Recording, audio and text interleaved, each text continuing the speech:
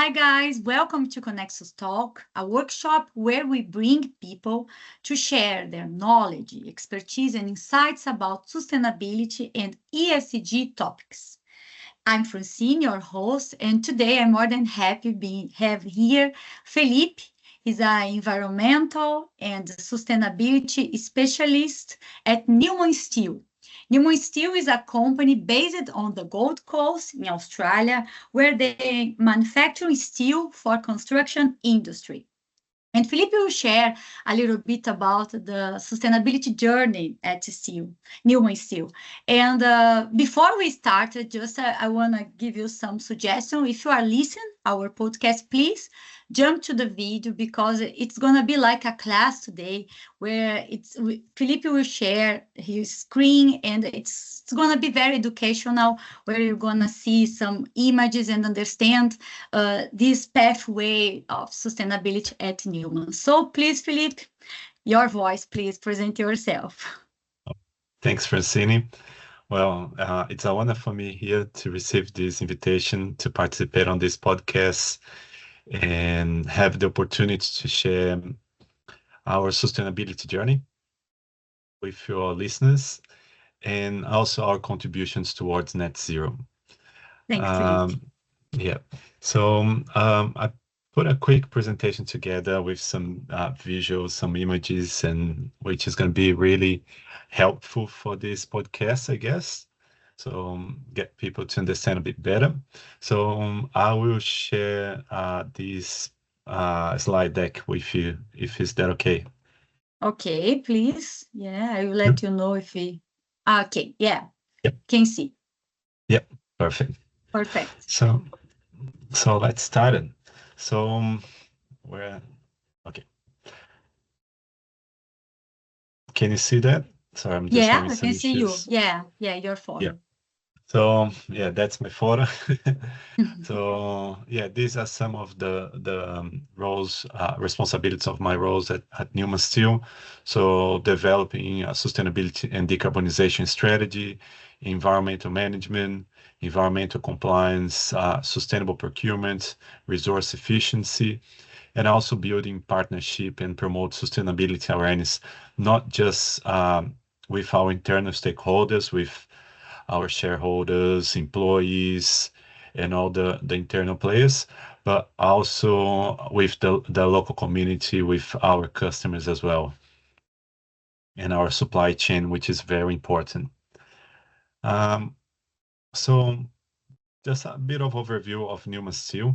So Neumann Steel is 100% Australian owned and operate company and member of the Neumann Group. It was founded by a local Currumbin resident, Robert Neumann, 54 years ago. And as Francine mentioned, we are responsible for supplying, reinforcing steel products and accessories for the construction industry. So we have two different parts of construction. We have the residential and the commercial projects, and we supply for both. So at the moment, we have over 300 employees working across 5 facilities in Queensland and New South Wales. Our operations hold ISO certifications for environment, quality, and safety. So ISO 14001, 9001, and 4501. And on the last month, we granted the SSA certification, which stands for Steel Sustainability Australia. It's a certification focused on the steel industry here in Australia, and we reached the highest level of this certification, and we are currently the only reinforced steel company holding this level of certification. Oh, well done, Felipe. Yeah, that's nice. Yeah, and that's just to reinforce how it's important we bring to the company certifications because it shows responsibility when you have audits and the certification in sustainability. Yeah, and also that's a massive push from our customers to have this type of certification because they want to certify that they're engaging or they're getting products that are certified and meet all the requirements. Yeah, Yeah, I'm agree with you. Yeah, and that links to my next slide, which is our key drivers. Um, um, so on this slide, I try to represent some of our drivers to develop a sustainability strategy. So for the customer requirements, we do have to be comply with the Green Building Council in Australia and the Infrastructure Sustainability Council. These are the key players for sustainability for the construction industry. Then we have the EPD, so Environment Product Declaration, so ensure that all the raw material products that we buy, they carry a EPD. And then we have the Steel Sustainability Australia, which is, we mentioned before, is the new certification for the steel industry. Then move it to the federal and state targets. For us here in Queensland, Queensland has developed a sustainability report in 2022, which we ensure that our sustainability strategy is aligned with it. And the Australian long-term emission reduction plan, which the Australian government aims to reach net zero by 2050. There's some milestones to be reached by 2050, which we ensure that we align our decarbonization to them. And the last one is the upcoming Brisbane 2032 Olympic and Paralympic Games, which they have a really strong sustainability strategy, procurement strategy in place. And they want to ensure that the whole supply chain for the games are meeting the requirements, which is that was one of the key drivers for us during the development of our strategy. Filipe, before you go to the next slide, could you explain a little bit how customer and federal and state, they are all connected? So when we talk about certifications and also regulations, they talk with each other. Yeah, definitely. So all those customer requirements and the government requirements, they are aligned because the federal government pass all the information to the whole chain. So federal, state, and then the customers need to be compliant. So for example, if we gonna participate on a tender for any projects for the Brisbane Games, sustainability is going to be so their procurement is going to be heavily focused on sustainability, and they want to ensure that the suppliers for the specific projects are comply. For example, for us, for the steel industry, we need to be comply with the Steel Sustainability Australia certification. We need to ensure that we have safety practice on site. We need to, so there's some key items, or not few, key items that we need to ensure that we are comply to participate on the tendering process for this project, for example. Yeah. Yeah. Okay. Thank you. You're welcome. So to assist with that, the Australian government is implementing mandatory climate-related financial disclosure, which is still in discussion on this financial year. But this is just a table that we put together to have a better understanding how that would impact Neumann Steel on the financial disclosure. So we are sitting on the second part of the category for business that needs to provide information about scope 1, 2, and scope 3 emissions. So for us, it's applicable from financial year 26 for scope 1 and 2, and on financial year 27-28 is where we disclosure our scope 3 emissions. So companies that are on the verge of being required to disclosure how climate-related issues are embedded with their governance approach, strategy, risk management, metrics, and targets. So what does it mean is that good governance will play a central role on this transition. Yeah, yeah, and that's important. I think we just highlight some topics that I always talk. It's about the domino effect. So when like Neumann Steel start disclosure their scope 3 emissions, probably the downstream and upstream, downstream, it's aligned with the suppliers as well. So Neumann Steel Yes. will start asking to their suppliers about their scope 1 and 2 and decarbonization plans and procurement. So could you explain just a little bit about how it's aligned in the strategy?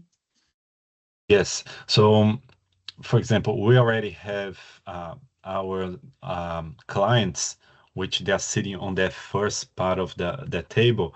They already asking us how we're implementing a decarbonization strategy in the business.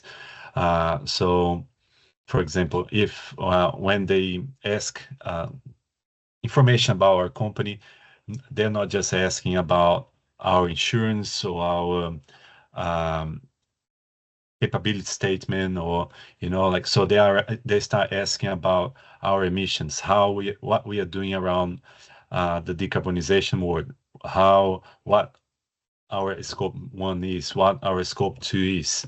So, Okay. and that's going to be pushed for us to start requesting for our suppliers as well. And that's the whole domino effect that's happening. Yeah, and just to give some examples, because when you talk about carbon, people sometimes doesn't understand the difference between the scope 1, 2, and 3. But I think it's important we highlight when you talk about reduce our emissions, it's all involved waste management, and I think you're gonna talk about this. But just to people understand that is all the chain that is connected, and I think you're gonna go further and explain, but just because I think it's important we highlight this effort that happens, and this is what I used to explain to people. Even if you are a small business, like you work with the cleaning products, and you start and using more eco-friendly products, maybe you can be the supplier of a company that will need to report what they are doing or who is their suppliers. So that's the domino effect that I'm always aligned with small business to explain that even if you won't need to relate to disclosure your emissions, maybe you're gonna be supplier of someone that will need, and they will ask you. Yeah, because that supply is going to be part of a scope 3 of someone's emission. Yeah, yeah, Yeah. perfect. So moving to how we develop our sustainability strategy, I just put a bit of flow chart here on how we did it. Of course, this is really high level. So initially, we start quantify the good work that we have done. So doing a baseline assessment and a gap analysis.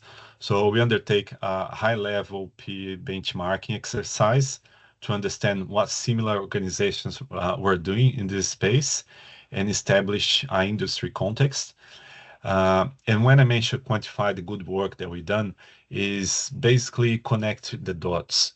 So understand, like, for example, what HR is doing on the area, what's the HSEQ or safety department are doing, what's the procurement team is been doing on looking for raw materials for our process, what's the marketing team is doing. So we basically identified all the good things that we've done to see how important they are on the developing of their strategy, which was a great exercise for us because we identified we didn't start from the scratch. There was so much work done on the past years, which we could basically just utilize that in our strategy. Uh, Moving through that, we also consider the requirements from relevant frameworks such as Green Star Buildings and IS rating scheme. Also the Steel Sustainability Australian certification, because we did have to be compliant with some of the requirements, which we embed those requirements into our strategy. And we had to understand what's the level of ambition of the company, what they're aiming to, where they want to get with this whole sustainability strategy. Okay. Which is, yeah, it's really important to understand that from the beginning of the strategy. That's Yeah. because you're going to develop, you're going to tailor the strategy against what the company needs, what they are aiming. So, Felipe, just to understand a little bit about the sustainability journey, um, Neumann Steel, they've already had some initiatives, sustainability Yes. initiatives, before these regulations coming and drivers, and now they are introducing these initiatives in strategies. Just to, if I'm right, to understand what's happened before and now. Yeah. Yeah, because some of those initiatives was already part of the company or the whole Okay. the strategy, but for a specific area. So when you talk about procurement, so procurement, they're already sourcing suppliers for our steel that meet some of requirements, but those requirements were pushed by our customers. You know, Okay. so and for example, as we work on a high risk industry, work health and safety, it's our top priority.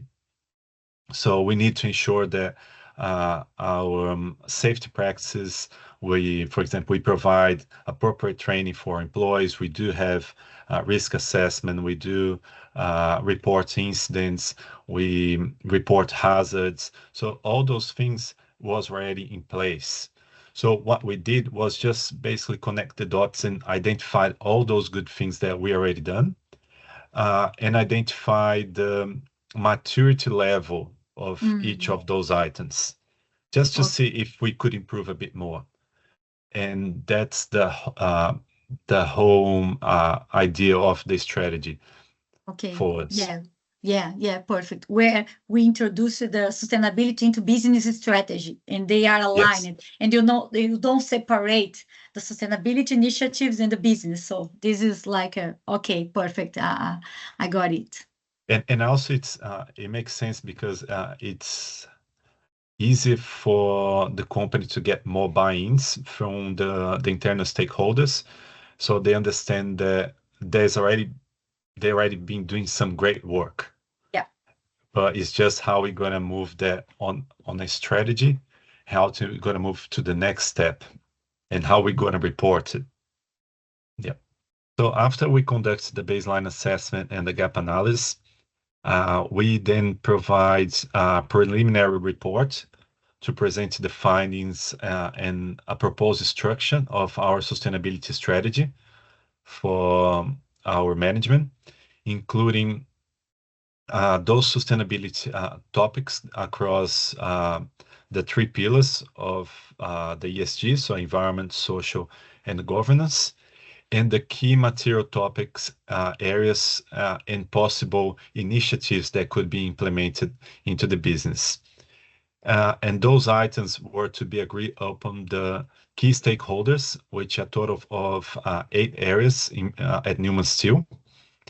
And we did that to create accountability. So, for example, we sat with the safety manager and we went to the short list of initiatives that was proposed, and they agree with some of those items.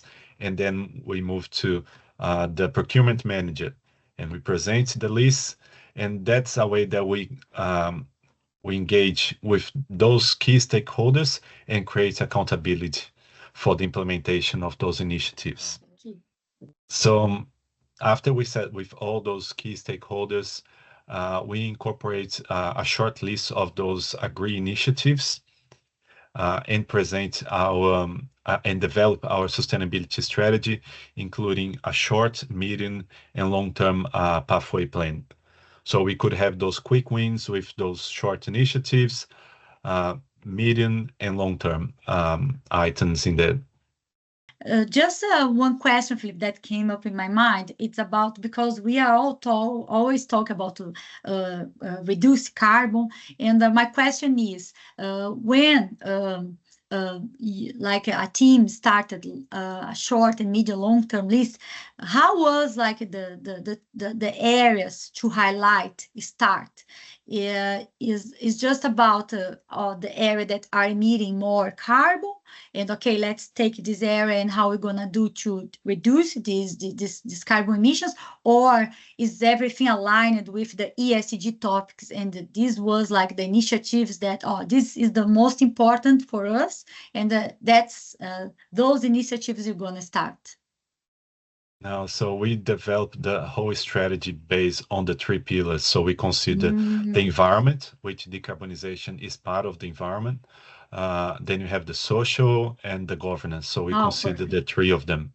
Oh, amazing. Okay. Yeah, perfect. Because I'm gonna show on the next slides how we conduct the materiality assessment for our strategy. But yeah, so yeah, we consider the three pillars. The three pillars. Okay. This is our materiality assessment matrix, which was developed during our baseline assessment and gap analysis.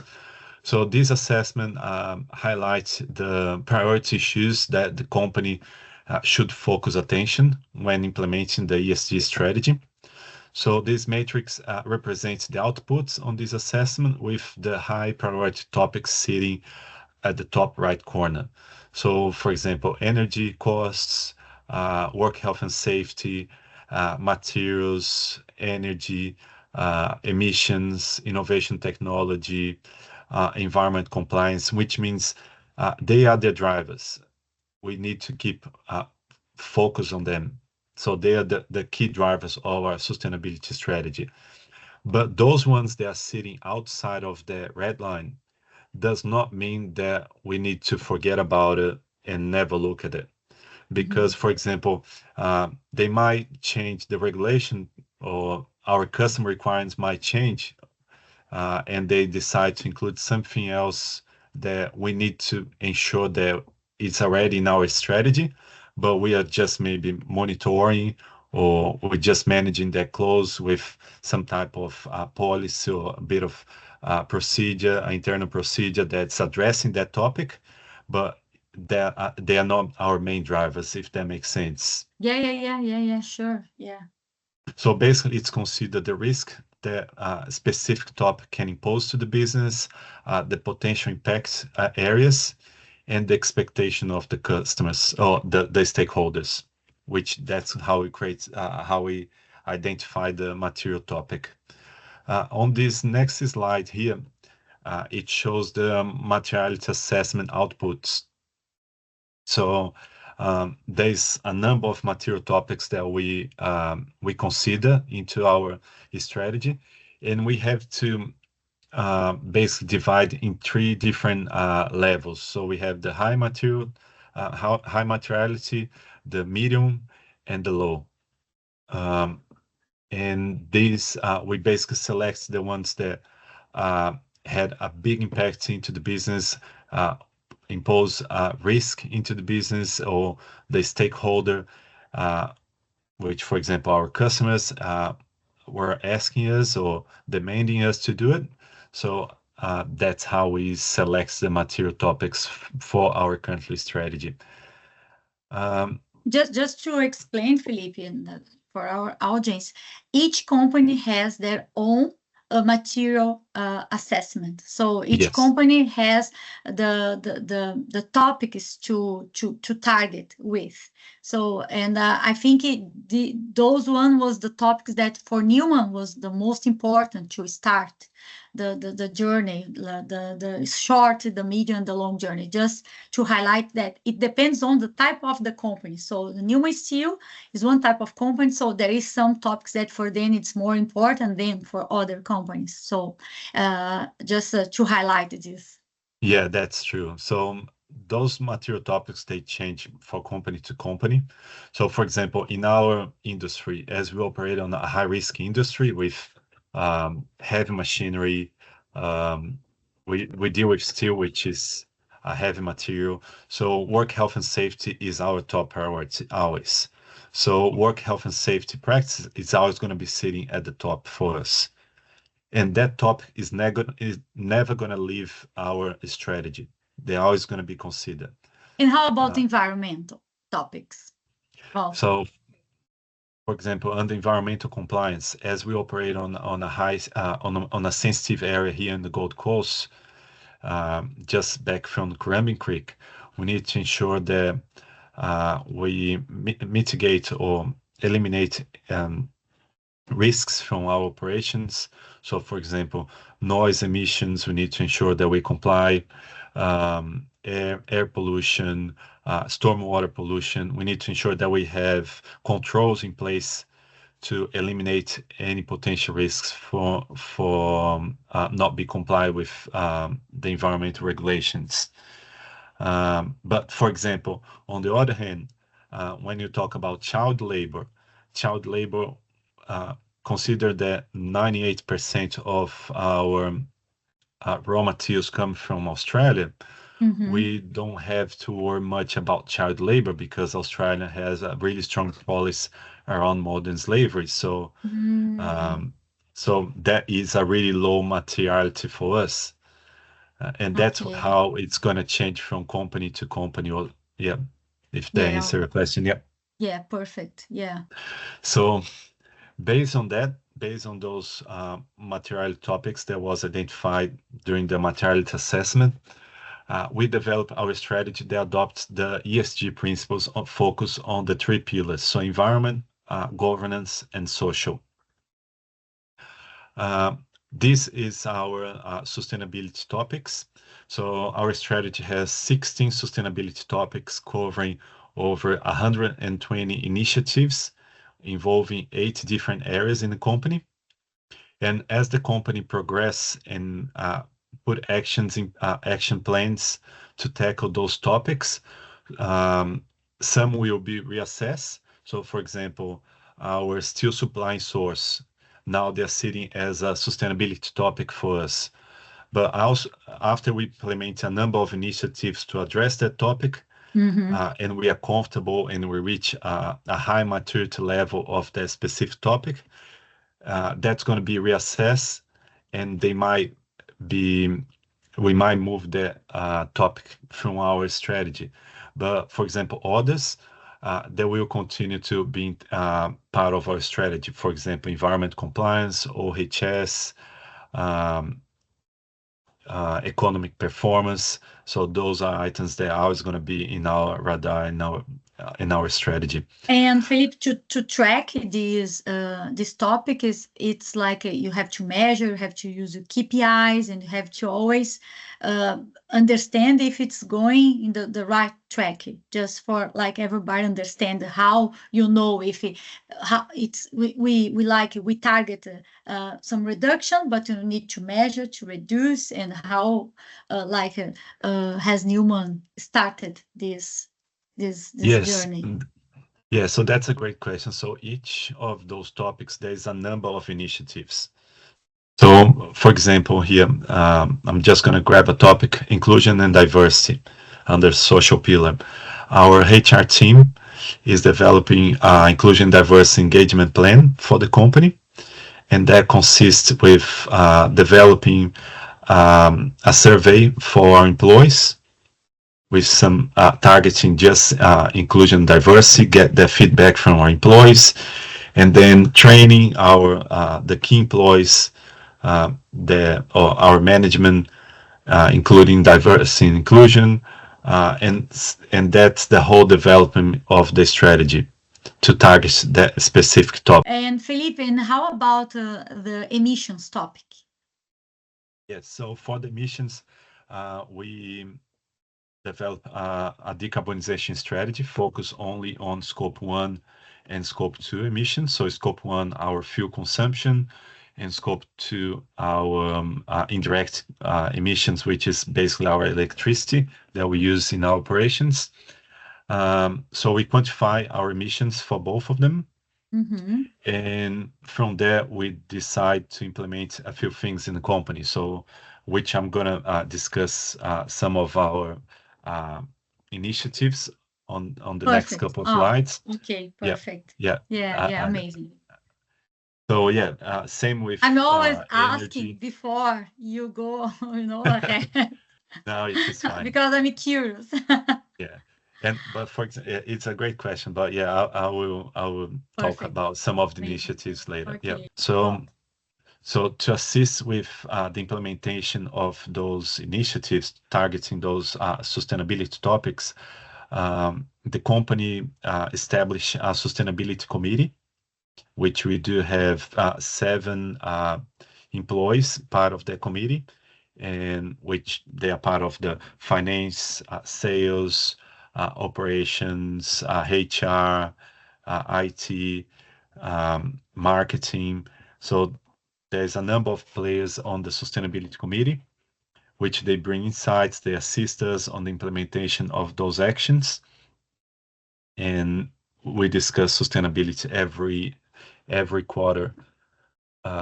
you mean all the parts involved are together talk about these topics. It's not just some like a topic where just the board talk about. You link all like groups of people to let them know what's happened, and they give also ideas, strategies, what Yes. makes sense for their area to start. Something like that. Yeah, yeah. Oh, For perfect. Okay. example, if we're gonna talk about if inclusion and diversity again, the HR representative is gonna bring insights on what they're doing on the inclusion and diversity engagement plan, and we then provide feedback on how we could assist. And if we're going to talk about innovation technology, our IT participant is going to bring insights on what they're doing, how they're targeting the list of initiatives around innovation and technology. And that's how we use the sustainability committee. Okay. Perfect. Yeah. So moving on, we also map 14 out of the 17 Sustainability Development Goals, or SDGs, against our strategy. I know it seems a lot, but remember, our strategy has short, medium, and long term. So that's why we could target 14 out of those 17 SDGs. So basically, the SDGs outline how business can measure and disclosure their contributions and impact on the 17 global priorities. Philip, just to mention about the goals, I think it's just important we talk about one topic can be aligned with more goals, for example. So if we pick like waste is aligned with climate action and also responsible consumption and production, because if you use some waste to reuse again and to make a circular economy, putting inside of the company, you are also linked with maybe number 9, that is innovation. And this is aligned with number 11, that's sustainability, cities and community. So just to point out that one topic can be aligned with more goals. So I think it's important for people understand how the goals is aligned with all the topics where companies talk about. Yeah, that's true. Like, so when we map our strategy, we notice that some of those topics they're addressing more than one of the SDG goals. Some of them like has 3 or 4 goals embedded into those initiatives. Yeah, perfect. Okay, so moving on, in my opinion, this is the most important part of the presentation because sustainability is everyone's responsibility. And the company knows that. And there's a number of things that Neumann Steel is doing to keep the employee engagement, because it's very important to have that. So we do have online training and inductions, especially for the new employees, to understand what Neumann Steel has been doing over the years. We do have a monthly toolbox meeting where we discuss a number of topics. So we basically stop operations, sit everyone together to discussing topics such as work health and safety, sales, economic performance. And the last one, the company, so we celebrate the milestones that we achieve. So, for example, the SSA certification, which was a big milestone for us. We had a massive celebration across the operations and all the monthly celebrations that we do have in the business. Yeah, it's like you align all the strategies with education, because if you don't work with behavior and habits and thinking about all the group, doesn't matter you start some strategies, it won't work if you Nah. don't put all together to work to achieve the topics that Neumann is looking for and is committed. So this is why I decided to put this slide in this presentation. So before we dive into our sustainability initiatives, I want to take this moment to acknowledge our fantastic team participation in expanding our sustainability efforts through the years. And we could not have accomplished where we are or reach where we are without their support.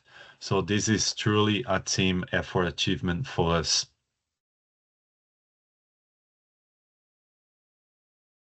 Okay, so our goal. This is really important for us to have a goal. And this is our brand new sustainability goal that was developed for us, which called Generation Sustainability. So with this goal in mind, Neumann Steel wants to ensure that our actions today contribute toward a sustainable and prosperous world for future generations.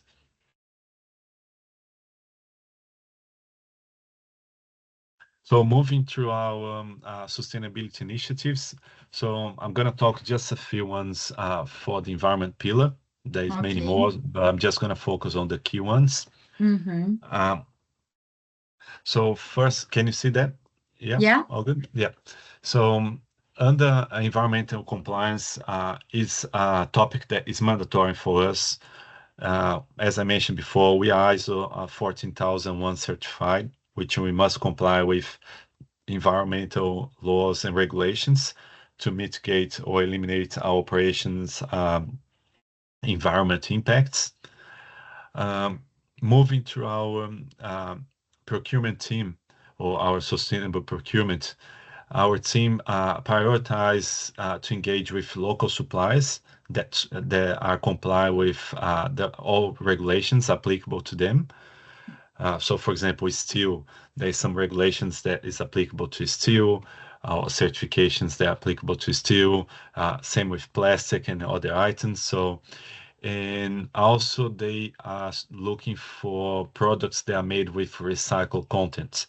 So, for example, on last financial year 24, we had a total of 70% rate of recycled content for our steel raw material, and for the plastic we got 100% of recycled content on it. And that was our procurement team working on looking for those best suppliers for us. And Felipe, this is a good topic to talk about the suppliers. How do the team looking for suppliers that are engaged in this mindset? So it's something hard to do nowadays, or it's going better? Because if you are talking about first you prioritize locals, and after, I think if you don't find a local supplier, you have to go in other states and maybe overseas. But how is going this work of finding good suppliers? I guess as sustainability is getting more, like people are talking more about sustainability, and they're learning more about what they need to be comply with. Our procurement team basically they develop a questionnaire for our suppliers. So, and they can describe everything that they are doing on their business. So all the safety practices, all the quality practice that they have, all the quality process that they have, which environment compliance, or which environment regulations they need to be comply.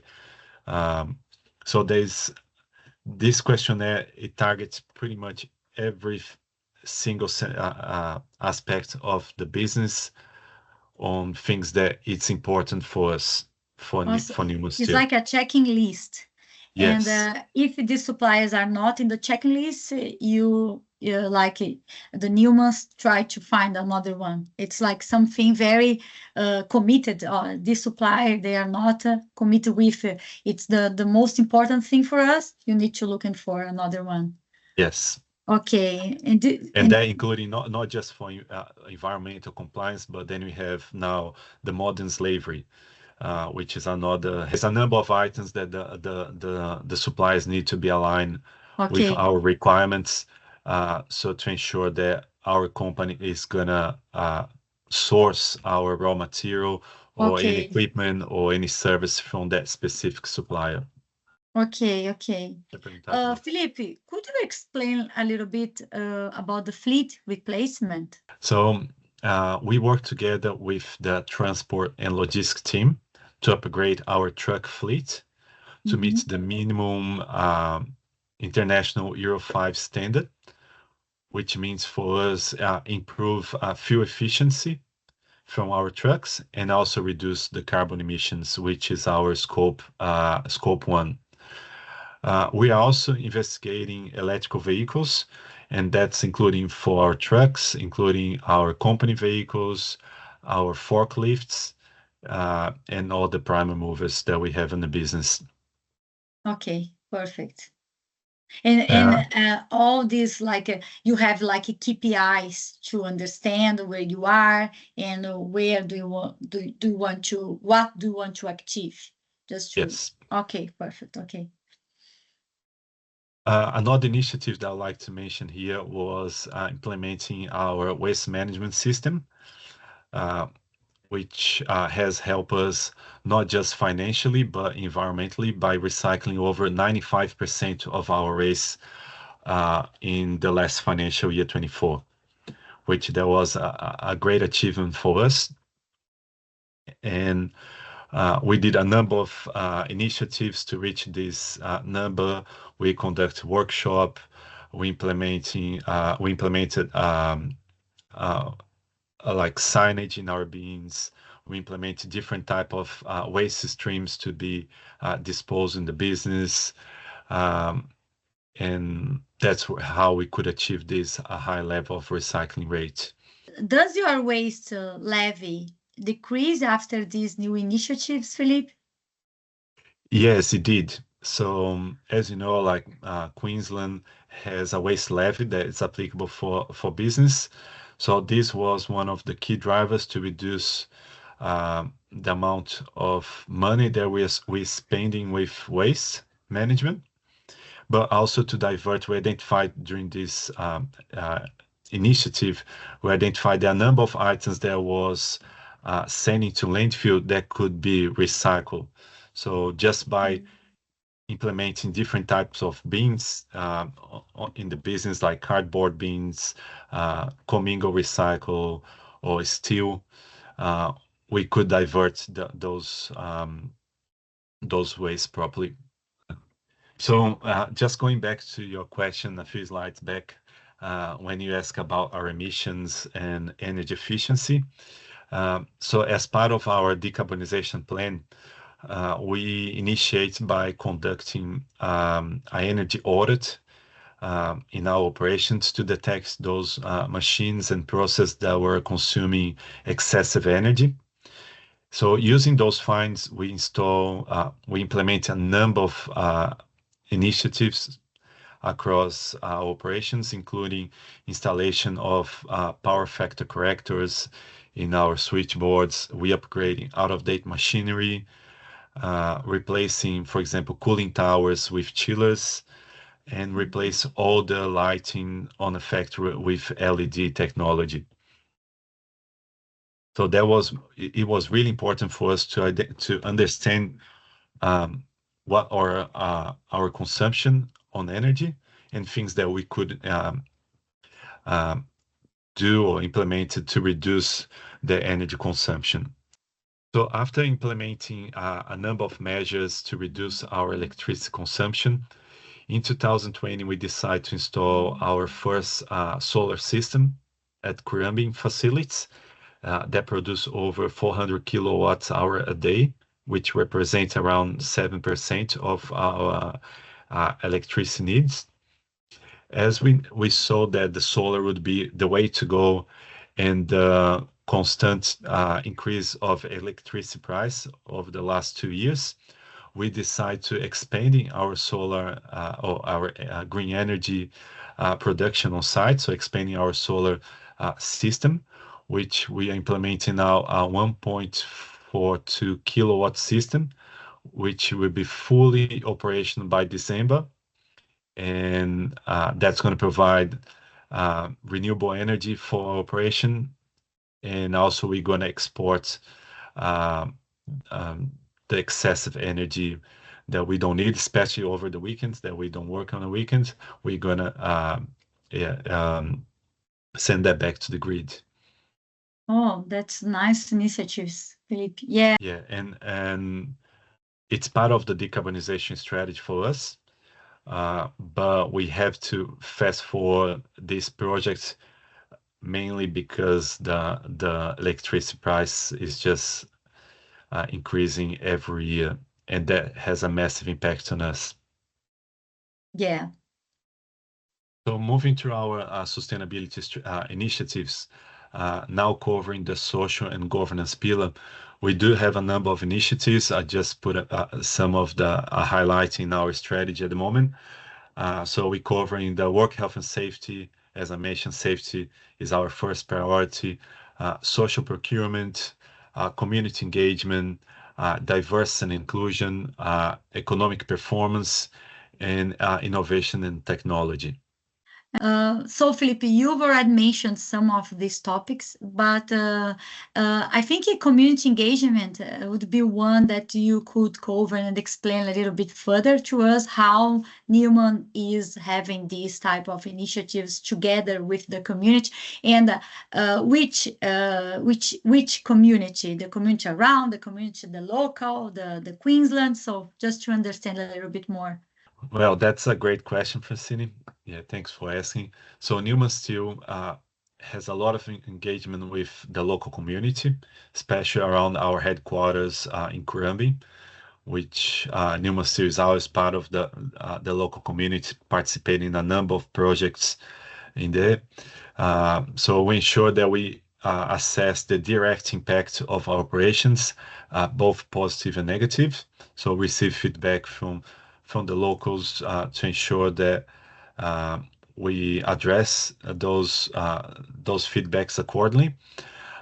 We also involve in the Gold Coast Sustainability Project, which is a local group that connects with other organizations, schools, where we share information on the diverse on a number of sustainability topics and how we help each other. So Neumann Steel is heavily involved with the local schools. And also we are part of the Titans Together initiatives, which focus on the community participation and social inclusion and cultural education. Okay. Oh, okay, Felipe. Just to explain a bit for our audience, when you like create this strategy to align the Newman's commitment with the community, how was like the drivers to these initiatives is better than these initiatives, or we need to focus on this because this will be more important for the local community around us, just to understand a little bit. So for us, was really important to participate on the Gold Coast Sustainability Project because that's where was a great space for us to understand what the community need. So understand, for example, what the local schools were doing, what type of support they require from private organizations like Neumann Steel, how we could assist them on a specific project. So, and once we got the idea from that, we discuss with our sustainability committee and with the key players and or key stakeholders to ensure that our strategy or all those initiatives are aligned with our strategy and it's going to assist a specific project, or it's going to assist a school or I don't know, a tournament or a festival, you know, like, and that needs to be all aligned. And what type of project you are talking when you explain about the school? So where is Neumann supporting the school? Each part of it is about workshops, knowledge, or each topic is that one? So currently we are working with 3 local schools and identify how we can improve the education, especially around sustainability. So material education, any thing that can assist the students on understand what sustainability is and how they could assist doing their part. So now we are looking to work with the schools to develop some type of education material for the local students Okay. to apply on the everyday. Oh, okay, perfect. And that's the point that I really like to talk, because business, they have their social impact. And this is one of the social impact in the community engagement is the topic totally different from Neumann, but Neumann can support some topics inside of others communities. And Yes. that's why when you talk about sustainability and the strategy of sustainability and the ESG topics, is everything is aligned with how the company will create a social and environmental impact. And this is a social impact. Yeah, well done, Filipe. Yeah, very good. Thank you. You're welcome. So moving to our roadmap plan to reach net zero by 2050. Here we have our decarbonization roadmap, really high level. There's all the items that could not fit on this slide, but these, I guess, are the key projects. So last year, as I mentioned, we conduct a full baseline assessment to understand our carbon emissions footprint. Again, that's only for scope 1 and 2 emissions. So as immediate action, we plan to expand the solar PV system in Kurambi, which should be this project should be complete by the end of this year, and it's going to help us to reduce over 4,000 tons of CO2 emissions by 2050. In the midterm, we plan to install a solar system, solar panels in the other branches, which we do have in Porton, Harvey Bay, Caloundra, and Capalba, and gradually switch to electrical vehicles as part of our long-term strategy. As the technology evolves and we have more options for, or we do have options for trucks or prime movers to be replaced by electrical option, we're going to be looking to that too. So, Felipe, just one other point to talk about, because I'm very curious and I want to understand. So, in 2023, Neumann started like the baseline assessment from scope 1 and 2. Yes. And when you create these targets and reductions each year, it's all aligned with the Australian long-term reduction emissions. So you have the regulation, and you connect the regulation. Okay, to get in 2050 zero emissions, we need each year reduce this percentage. And I'm right? Yeah. Yeah, there's some milestones before 2050. I cannot recall all those numbers right now, but there's some key milestones that the Australian long-term emission reduction plan has, Okay. and our strategy is aligned with the Australian, with those key milestones. So with this whole strategy that we put together, what I want to emphasize that Neumann Steel strategy is not just a plan, but also a commitment to the future of our community and the environment. We are excited to collaborate with other local organizations and exchange ideas to create a significant impact together.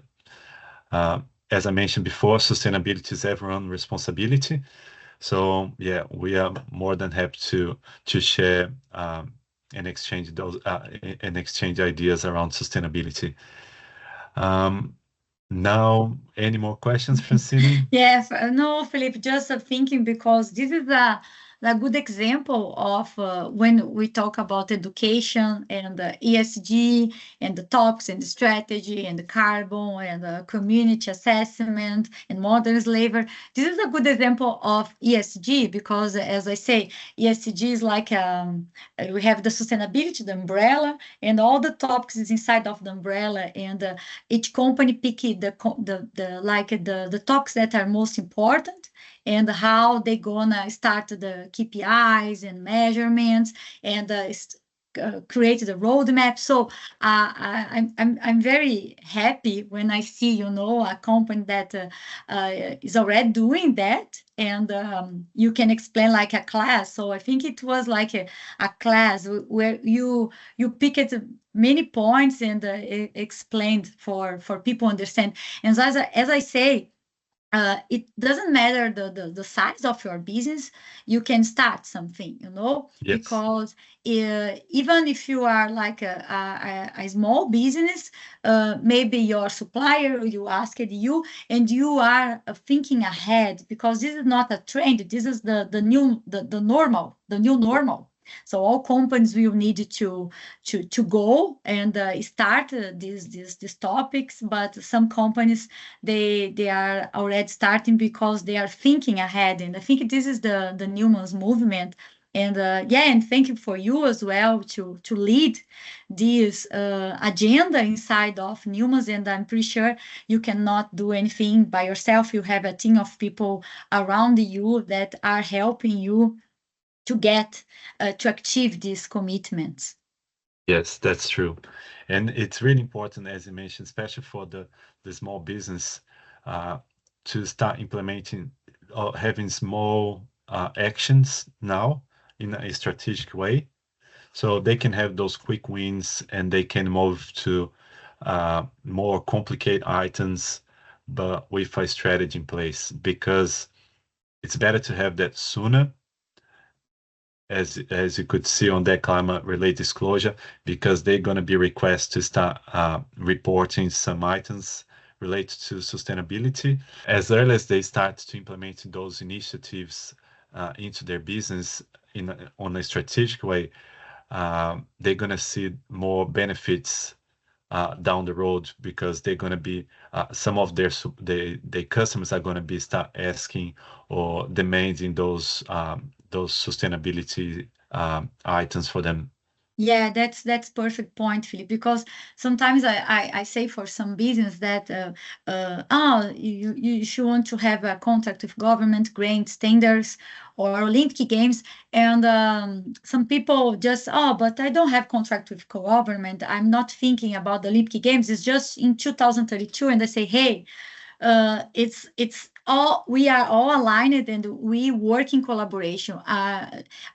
Someone that are involved with your company will start asking you, and you will have to change very quickly. So it's better you start before, and you have time to create a strategy, to think how you're going to create your baseline assessment and all the topics that is important for our agenda.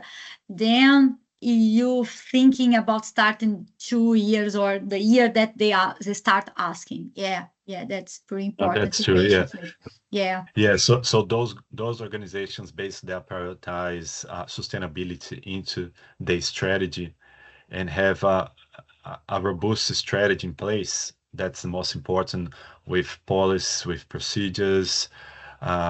They replace themselves at the forefront of this transition, because that's what's happened, is a transition. And as soon as they comply, better it's going to be.